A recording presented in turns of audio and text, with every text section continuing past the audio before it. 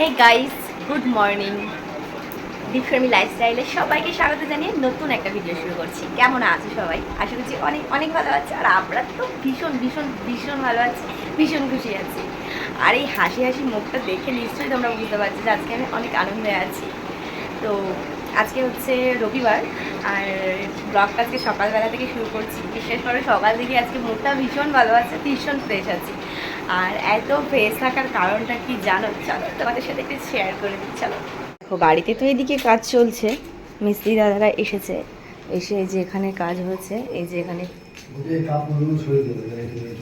এগুলো লাগে না, এগুলো হচ্ছে ওই মানে হ্যাঁ বৃষ্টি হলে এগুলো দেওয়া হয়।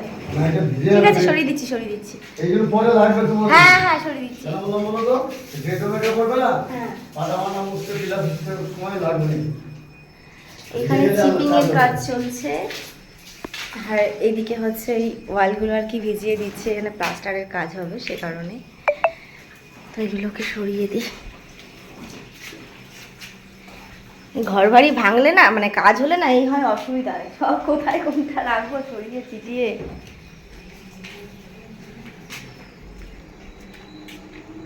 আপাতত এখানে থাক। দেখো এখানে কত কাঠ জমেছে, ইস জলে কি অবস্থা। চলো এবার তোমাদেরকে খুশির খবরটা বলি। এই যে এখানে দেখলে তোমরা, কালকে আমাদের বাড়িতে যে এই উপরের মানে এই প্লাস্টিকগুলো খোলা হয়েছিল সেগুলো এখানে রেখে দিয়েছিলাম, ভাগ্যিস রেখে দিয়েছিলাম। তোমাদের দাদাভাই বলছিল কি যে, মানে আমি বলছিলাম ফেলে দিই, ও বললো কি না ফেলো না, রেখে দাও, পরে একবারে ফেলবে। তো সত্যি অনেক কাজের হয়েছে। কেন জানো? দেখাই, টারা টারা, দেখেছো আমাদের মিনি সোনা বেবি হয়েছে? দেখেছো আমাদের মিনি সোনা একটা ছোট্ট বেবির জন্ম দিয়েছে। এটাই হচ্ছে আমাদের আসল খুশির কারণ। আমরা কিন্তু ভীষণ খুশি আজকে, ভীষণ খুশি। ঘুমাও শোনো, ঘুমাও। ভীষণ খুশি আমরা আজকে। সেই ভোর 4টে থেকে জানো তো জ্বালাচ্ছে, মানে জ্বালাচ্ছে বলতে আমরা ঘুমোচ্ছিলাম, ও এসে দরজার সামনে সমানে ম্যাও ম্যাও করে ডেকে যাচ্ছে, অনেকক্ষণ ধরে ডাকছে। তারপরে তোমাদের দাদাভাইকে আমি বললাম কি দেখো তো ও এতবার ডাকছে কেন, ও কি তাহলে বাচ্চা দেবে? তো সেই 4টে থেকে আমি তো ঘুমিয়েছি একটু, মানে ঘুমালে কী হবে, জাগা জাগা ঘুম, ঘরের মধ্যে যেহেতু জ্বালাতন করছে। তোমাদের দাদাভাই কিন্তু পুরো জাগা। আর তোমাদের দাদাভাইকে আমি জানি না ও কেন এত ভরসা করে, যখনই ওর কোনো প্রবলেম হয় না কারোর কাছে যাবে না, ও তোমাদের দাদাভাইয়ের কাছেই আসবে। জানি না, ও হয়তো এটাই ভাবে যে ওর ভাষা হয়তো ও বোঝে, মানে আমাদের দীপন হয়তো বোঝে, তো সে কারণে হয়তো ওর কাছে এতটা ভরসা পায়। সেই 4টে থেকে ওর সঙ্গে ও মানে তোমাদের দাদাভাই কোলে কোলে ওকে মানে আদর করছে, এই করছে, কোনো কিছুতে না মানে সুস্থ হচ্ছে না, হবে কি করে। তারপর হচ্ছে এই 6:30 7টা নাগাদ ওই প্লাস্টিকের তলায় আর কি ওকে রেখে গেছে। আর রেখে যাওয়ার পর মানে কিছুক্ষণ পর হচ্ছে ও বেবি আর কি একটা জন্ম দিয়েছে। আর সেটা দেখে আমরা তো ভীষণ ভীষণ ভীষণ খুশি, এত আনন্দ লাগছে না বলার মতো না, যে আমাদের মিনি সোনা মা হয়ে গেল, তাই না?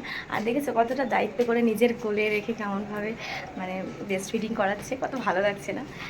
ভাবি যে সেই ছোট্ট মিনিটা কতটুকু ছিল বলো তো। যখন ও নিয়ে এসেছিলো ওকে তখন 18 দিন বয়স ছিল, সেই দিন থেকে আমরা বড় করলাম। আর এই 2 বছরের মধ্যে এতটা বড় হয়ে গেল যে একটা মা হয়ে গেছে। আর মা হওয়ার সাথে সাথে দেখেছো কতটা দায়িত্ব করে চুপচাপ হয়ে কি সুন্দর ও ব্রেস্ট ফিডিং করাচ্ছে, এটা দেখে না মনে একটা আলাদা আলাদা মানে শান্তি লাগছে, আলাদা ভালো লাগছে। তোমাদের সাথে শেয়ার না করে পারি বলো? তাই ব্লগ শুরুটাই আমি ওকে দিয়েই করলাম তোমাদের সাথে আজকে। তো ভীষণ খুশি লাগছে, তোমরা কতটা খুশি অবশ্যই কিন্তু কমেন্টে জানিও। তো চলো, ওকে নিয়ে পড়ে থাকলে হবে না, এবার নিচে যেতে হবে, কারণ অনেকটা বেলা হয়ে গেছে, শাশুড়ি মা দিকে একা একা করছে, এবার রেগে যাবে। চলো যাই। ঠাকুমা এসেছে দেখো, বিড়ালের বাচ্চা দেখতে। ঠাকুমা এসেছে দেখো বাচ্চা দেখতে, ঢেকেই রাখো, কালি টের পেলে মেরে দেবে। কয়টা হয়েছে? একটাই তো হয়েছে। দুটো হয়েছে, তাহলে এটা আবার পরে দিল। এমনি খাবি? হ্যাঁ পরেই দেয়। এটা তাহলে আমরা এক্ষুনি দিলাম, এক্ষুনি দেখে গেলাম একটা। গাইস দেখো আমরা আর একটা বেবি দিয়ে দিয়েছে, দুটো হয়েছে। কোথায়? এটা তাহলে এক্ষুনি দিল জানো, এটা এক্ষুনি দিল। তাহলে আমি এই মাত্র একটা দেখে গেলাম, আমি একটা দেখেই তো উপরে গেলাম, নিচে গেলাম। এটা আবার কালো কালো হয়েছে ওর মতন, এটা তাহলে এক্ষুনি দিল, বুঝলে? এখন খাবে না, কেউ খায় না। তাহলে মিষ্টি খাওয়াও, ঠাকুমা হয়েছে তো, 2খানা জমজ বেবি হয়েছে। দীপ খাওয়াতে বলেছে, মিষ্টি নিয়ে আসো, যাও মিষ্টি খাওয়াও, যাও যাও যাও ঠাকুমা বলছে মিষ্টি খাবে। হ্যাঁ হ্যাঁ, মানুষের বাচ্চা মিষ্টি খায় না, বিড়ালের বাচ্চা মিষ্টি খায়। কেন? তুমি তো ওর বিশাল ভালোবাসো, ওর জন্য তুমি জায়গা রয়েছে 4টে দিয়া। আরে কি করবো, ঘুমাইতে দেয় নাই। 4টে দিয়ে ওর সঙ্গে তুমি বসে রয়েছো। কি কি করেছো শুধু একটু চারটের সময় বলো। এসে দরজার সামনে এসে ডাক দিচ্ছে ম্যাও ম্যাও ম্যাও করে, এবার আমার ঘুম ভেঙে গেছে। আমি জায়গাটা দেখিয়ে গেছি, হবে না। দীপ পায়খানায় গেছে, পায়খানা দিয়ে এসছে। আমি বাথরুমে গেছি, বাথরুমের দরজার সামনে এসে ডাকা ডাকি, সে কি দীপ অবস্থা। দেখিয়ে গেছে ওই জায়গাটা, তারপরে জায়গা ঠিক হয়েছে। আমাকেও ভরসা করেনি। শুনতে পাচ্ছ গাইস, তোমাদের দাদা ভাইকে কতটা ভালোবাসে। পশু ভরসা করে আর তুমি আমাকে ভরসা করো না, তুমি হ্যাঁ? এই কথাটা বলতে পারছো? কেন করি না সেটা তুমিও জানো।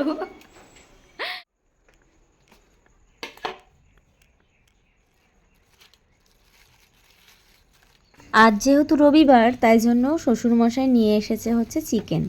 তো আমরা যেহেতু বাঙালি, চলো বাংলাতেই বলি, এনেছে হচ্ছে মুরগির মাংস। তো সেই মাংসটাকে আমি এখন নিয়ে এসেছি কলপারে, এটাকে ভালো করে ধোবো। আবার আমি জানো তো মাংসটাকে না খুব ভালোভাবে ধুই, এই জন্য বাড়িতে একটু বকাবকি করে। কি বলো তো, আমি একটু ওই বলতে পারো পিটপিটানি বলতে পারো। তো মানে সব কিছু না পরিষ্কার পরিচ্ছন্ন না হলে আমার ঠিক মানে পোষায় না। আর এই মাংসের গায়ে এই রক্ত লেগে থাকা এই ব্যাপারটা না আমার একদম অপছন্দের। তাই জন্য আমি যখনই মাংস ধুই আমি ভালোভাবে ডোলে এগুলো পরিষ্কার করে তারপর ধুই। আর আমাদের কলপারটা দেখেছো কীরকম লাল হয়ে গেছে?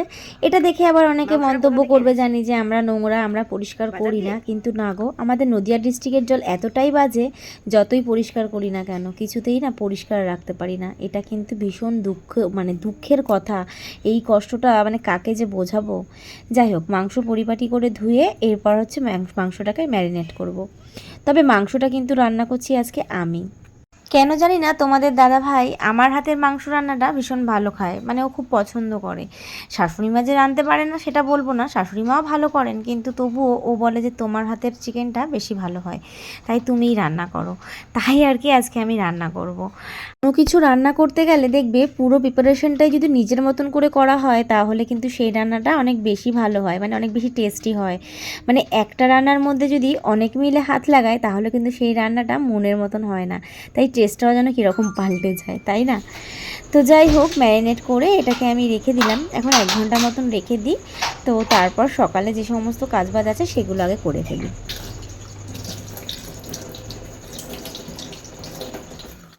সকালে ব্রেকফাস্টটা রেডি করে নিলাম, তবে এটা কিন্তু তোমাদের দাদা ভাইয়ের। তো আজকের ব্রেকফাস্টে রয়েছে চিকেন ফ্রাই, মানে এই যে চিকেনগুলো ছিল সেগুলোকে ছোট ছোট করে কুচি করে কেটে আমরা পেঁয়াজ টেয়াজ দিয়ে খুব সুন্দর করে ভাজি, এটা কিন্তু ভীষণ টেস্টি লাগে, তোমরাও খেতে পারো। তার সাথে রয়েছে টক ডাল আর হচ্ছে আলু সিদ্ধ, যেটা তো তোমাদের দাদা ভাইয়ের প্রত্যেক দিনের মানে প্লেটে লাগবেই। এটা তোমাদের দাদা ভাইয়ের মাস্ট, এটা ডেলি রুটিনের মধ্যে পড়ে গেছে, মানে এটা প্রত্যেক দিনই ওর লাগে। যাই হোক, সবাই মিলে এখন একসাথে বসে আর কি টিফিনটা সেরে নিচ্ছি। আর ওই দিকে দেখতে পাচ্ছ এই যে গোপাল ভাঁড় চলছে। এই গোপাল ভাঁড় না দেখলে তোমাদের দাদা ভাইয়ের খাওয়াতে কখনো মনই বসবে না, মানে ওর গোপাল ভাঁড় দেখে যদি না খায় তাহলে ওর নাকি পেটটাই ভরে না।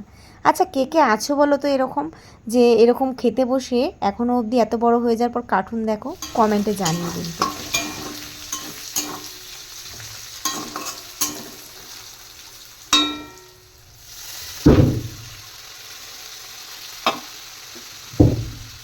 চলো এবার চিকেনটাকে আমি ভালো করে রান্না করে নিই। তবে চিকেনটা যে আমি খুব স্পেশালভাবে করি সেটা কিন্তু একদমই নয়, নর্মালি সবাই যেভাবে করে আমিও কিন্তু ঠিক সেভাবেই করি। জানি না, থাকে না অনেকের হাতে একটা স্পেশালিটি থাকে, হয়তো সেই জন্যই হয়তো খুব একটা ভালো হয়। তবে মজার বিষয় কি জানো, বিয়ের আগে না জীবনে কখনো এই রান্নার ধারেই যেতাম না, মানে আলু সিদ্ধ ভাতটাও আমি ফুটিয়ে খেতে পারতাম না, এরকমই ছিলাম। তবে বিয়ের পরে আস্তে আস্তে কিন্তু আমি সমস্তটাই শিখে গেছি। তবে এখানে আমার শাশুড়ি মায়ের ক্রেডিট আছে বলতে পারো, কারণ উনি যদি আমাকে মানে এখানে না ছাড়তেন, রান্নাঘরে যদি আমাকে না ঢোকাতেন, তাহলে হয়তো আমি কিছুই শিখতাম না। তবে যে আমাকে হাতে ধরে শিখিয়েছে সেটাও বলবো না। ওই যখন রান্না করতে আসতাম তখন না একটা মানে ইচ্ছে শক্তি কোথায় যেন কাজ করতো, ওই ইউটিউব দেখে তো শিখেছি, তারপরে মার কাছে জিজ্ঞাসা করে করেও রান্না করেছি। তবে একটা কথা জানো তো, সত্যি কথা বলছি, আমার মায়ের হাতের রান্না কিন্তু ভীষণ ভালো। সত্যি বলতে মায়ের মতন রান্না কিন্তু আমিও পারি না, সেটা তোমাদের দাদা ভাইও বলে। মায়ের হাতে একটা আলাদা জাদু আছে। তো যাই হোক, নিজের মতন করে চেষ্টা করি। আর এই 5 বছরের এক্সপিরিয়েন্সে সবটুকু মিলিয়ে ওই টুকটাক মোটামুটি এখন আমি মানে খাওয়ার মতন আমি রান্না করতে শিখেছি। জানি না তোমাদের দাদা ভাইয়ের তো ভালো লাগে, এবার আদার্স মানুষকে যদি খাওয়াতে পারি তো তাদের রিভিউ পেয়ে বোঝা যাবে। তো সেরকম সুযোগ যেহেতু হয় না সবাইকে রান্না করে খাওয়ানোর, তো সে কারণে আর সবাইকে খাওয়ানো হয়ে ওঠে না। তবে যখন খাওয়াবো তখন তো তোমাদের সাথে অবশ্যই শেয়ার করব। এটা তো একটা ভীষণ আনন্দের বিষয়, তাই না?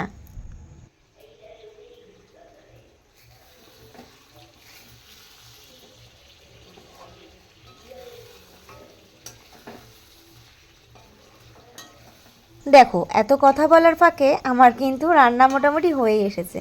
মাংসটা কিন্তু প্রায় কষেই এসেছে। আর কষার কালারটা দেখেই কেমন যেন জিভে একটা জল আসছে। নিজে এডিট করতে বসে নিজেরই মনে হচ্ছে।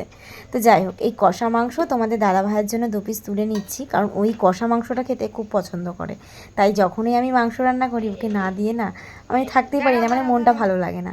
তাই 1 পিস হলে ওকে কষা মাংস আমি দিই। তাই ওর জন্য আর কি আমি 2টো কষা মাংস তুলে রাখলাম, ওকে গিয়ে দিয়ে আসবো। ও ওপরে কাজ করছে, তো ওখানে গিয়ে আর কি দিয়ে আসবো। চলো যাওয়া যাক।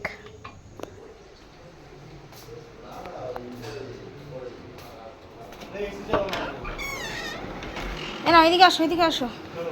না না না, তো তোমাদের দাদা ভাইকে তো দিয়ে আসলাম, আর এখানে এসে দেখো আমি জল দিয়ে দিয়েছি।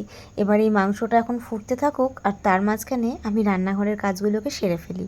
ওই রান্নাঘরের কাজ মানে তো বুঝতেই পারছো, এই যে রান্না বান্না করেছি, এই যে গ্যাসটা নোংরা হয়েছে, এই যে গ্যাসের টেবিল নোংরা হয়েছে, এগুলোকে পরিষ্কার করব। তো এই দেখো সব কিছু আমার বলতে বলতে পরিষ্কার হয়েও গেছে। না একদমই নয়, মানে তোমাদেরকে বলার পর আমি কিছুক্ষণ ক্যামেরাটা অফ রেখে সময় নিয়ে তারপর আমি পরিষ্কার করেছি। তো যাই হোক, চলো মেনুটা শেয়ার করি। তো ওই দেখো আজকে হয়েছে ভাত, যেটা কিনা আমাদের বাঙালির প্রিয় খাবার। তো তার সাথে রয়েছে এটা হচ্ছে কলমি শাক ভাজা, সরি কলমি শাক, হ্যাঁ কলমি শাক ভাজা। তার সাথে রয়েছে আমড়া দিয়ে টক ডাল। এবার সকালে যেহেতু খাওয়া হয়ে গেছে তাই জন্য ডালটা প্রায় অর্ধেক হয়ে গেছে, আর বাকিটা কিন্তু সকালে খাওয়া হয়েছে।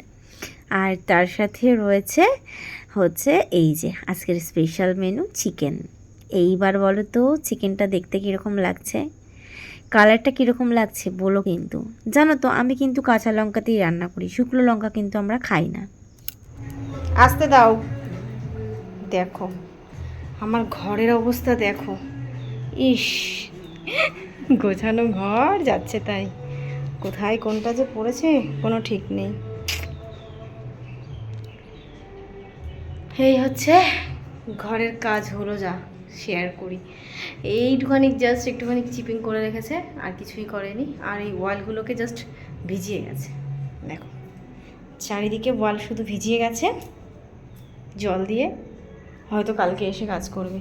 আর এই যে ভাড়া ঠাড়াগুলো রেখে গেছে, আজকে আপাতত এখানে ইতিগজও করেছে, কিছু করেনি। চলো ওদিকে আমার মিনি সোনা কী করছে দেখি, সেই সকালের পরে আর দেখা হয়নি, দেখি ও কী করছে। মনু, ও শোনো, শোনো কী করছো শোনো, দেখো পুচু বাচ্চা দুধু খাচ্ছে, দেখেছো 2টো বাচ্চা হয়েছে। এই পুচকুটা একটু সাদা, এই পুচকুটা একটু কালো, একটু সাদা একটু কালো। শোনো মনু, মনু খিদে পেয়েছে শোনা? খুব কষ্ট হচ্ছে গোর, ও আজকে প্রচুর কষ্ট পেয়েছে জানো তো আমাদের মনি। সেই 4টে থেকে ব্যথায় কাঁদছিল, দেখো কীরকম দুর্বল হয়ে গেছে, খুব উইক হয়ে গেছে, কীরকম কাঁপছে, কিছু খায়ও নি, এখান থেকে উঠছেও না। শোনা শোনা কী হচ্ছে শোনো, কষ্ট হচ্ছে শোনা রে, কষ্ট হচ্ছে, দাঁড়া খেতে দেবো। দেখি সন্ধেবেলা একটু দুধ নিয়ে আসবো, একটু গরম গরম দুধ দেবো, তাহলে হয়তো এনার্জিটা পাবে। ভীষণ কষ্ট পেয়েছে গো, শরীরটা পুরো একদম ইয়ে হয়ে গেছে, কাহিল হয়ে গেছে। আর এই দেখো 2টো পুচু বাচ্চা হয়েছে, কিন্তু পুচু বাচ্চাগুলো কি ছেলে হয়েছে না পুচুগুলো মেয়ে হয়েছে আমি তো বুঝতে পারছি না, বুঝতে পারছি না এগুলো ছেলে হচ্ছে না মেয়ে হয়েছে, ছেলে হয়েছে না মেয়ে হয়েছে। শোনো মনু শোনো, তুমি এখন মা হয়ে গেছো শোনা, তোমার দায়িত্ব এখন অনেক বেড়ে গেছে, আর একা একা তুমি খেতে পারবে না। এবার যা খাবে এই যে এই পুচকু দুটোকে দিয়ে তারপর খেতে হবে। মিনি কষ্ট হচ্ছে গো খুব, আমার দিকে তাকিয়ে চোখ বন্ধ করে কান্না করছে।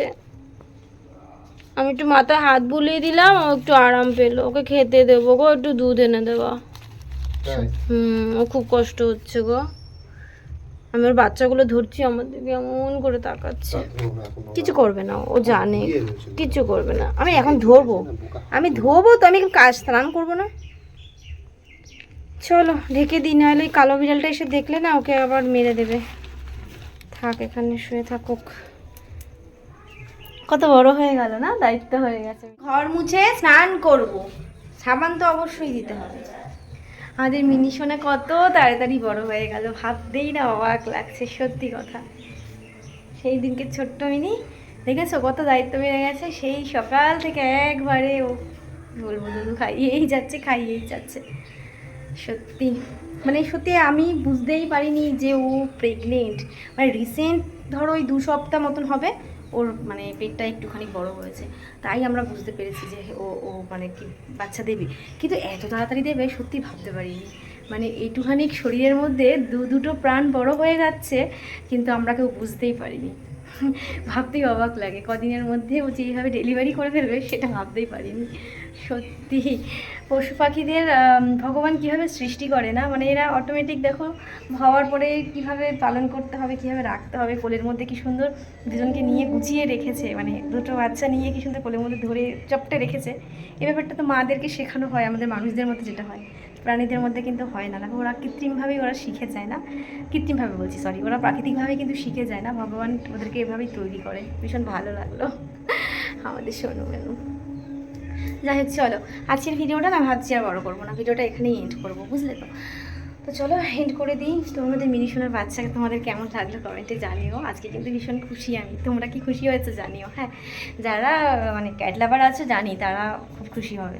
তো আমি সত্যি বলতে না বিড়াল ভালোবাসতাম না, মানে সত্যি বলতে না আমি বিড়াল কখনো ভালোই বাসতাম না, পছন্দ করতাম না। বিড়ালে যখন দেখতাম ও বাড়িতে বিড়াল পোষে খাটের মধ্যে উঠে আমার ভীষণ রাগ হতো, বিশ্বাস করো। কিন্তু এই বিড়ালটা পোষার পর থেকে না সত্যি বিড়ালের প্রতি একটা আলাদা মায়া হয়ে গেছে।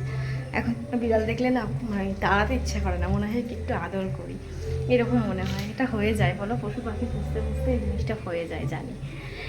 যাই হোক চলো, আজকে আমরা ভীষণ খুশি, বারবারই একই কথা বলছি। তো চলো ব্লগটা এখানে শেষ করে দিচ্ছি, দেখা হচ্ছে আবার নতুন ব্লগে। কালকে আবার নতুন ব্লগ নিয়ে আসছি। ততক্ষণ ভালো থেকো, সুস্থ থেকো। চলো টাটা।